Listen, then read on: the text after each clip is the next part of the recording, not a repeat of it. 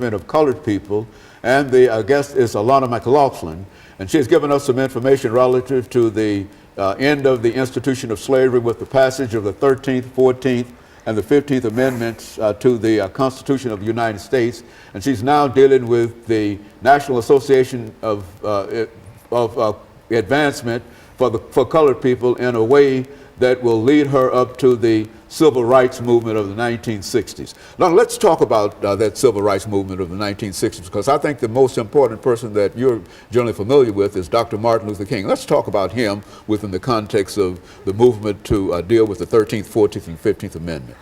Well, in Martin's childhood, he had one friend who was white, and their father told them that they wouldn't play anymore because they were white and he was black.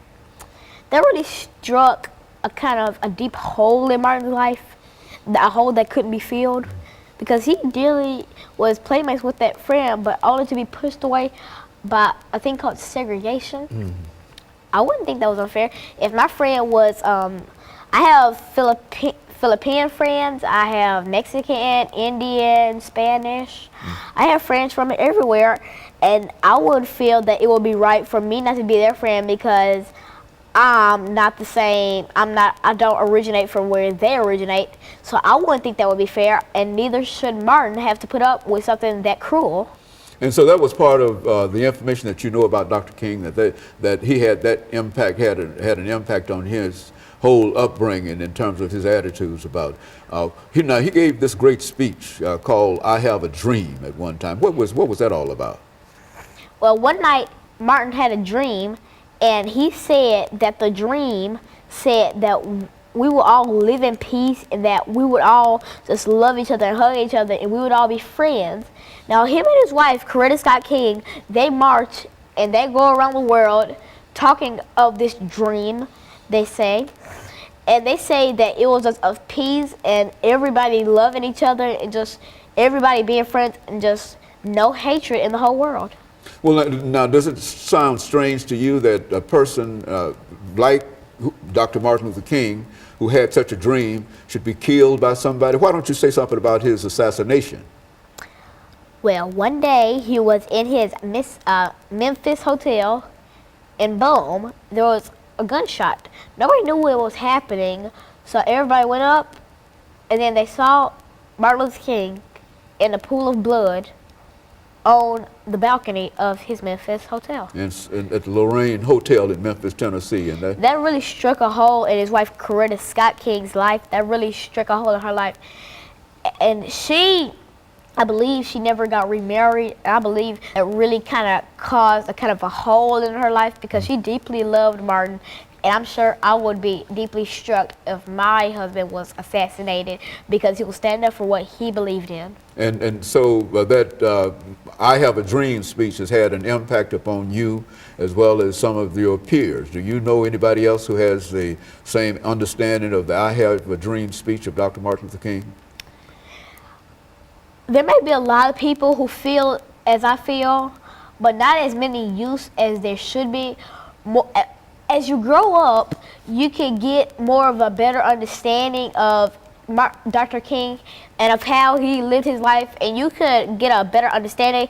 Now, I'm 9, and I have a very great understanding, and I could teach anybody about him, but I think more youth should learn about Dr. King, and more adults should also. And not only, I think one time you came to us and you dealt with the sesquicentennial of the Civil War, in which you talked about the importance of us. So you would put the Civil War and the Civil Rights Movement together as something that people ought to know about. And yes. How would you tie those two events together?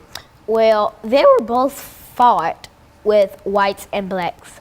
Now, the Civil Rights Movement, it was saying that the white people were against the black people. And in the Civil War, the people, they all wanted to be together, but the white people, they couldn't stand that, so they fought to try to kill as many black people or free men as they could.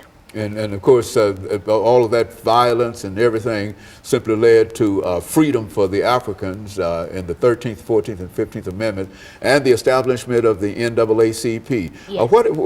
How do you think Dr. King felt about the National Association for the Advancement of Colored People? I think Dr. King would be very proud of the National Association for the Advancement of Colored People, because they were stating everything that Martin Luther King dreamed of, everything that he hoped of, everything that he had a dream about. All the things that were in his dream were just scooped up and placed into the hands of the NAACP.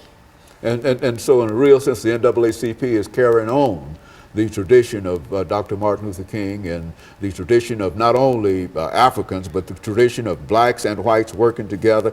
That was, I understand that was one of the strange things about this NAACP organization. Why don't you say something about the interracial relationships that this organization is for? Well, the NAACP started out with 32 people, and you may not know this, but some of those people were actually white men. There was one man named Henry who was born in 1836.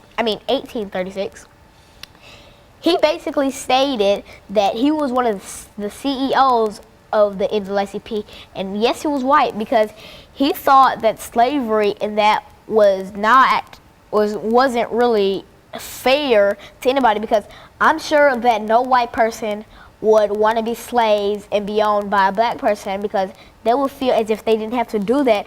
And if it turned on the white people, then they would see how the black people put up with all that, and they would see how the black people felt.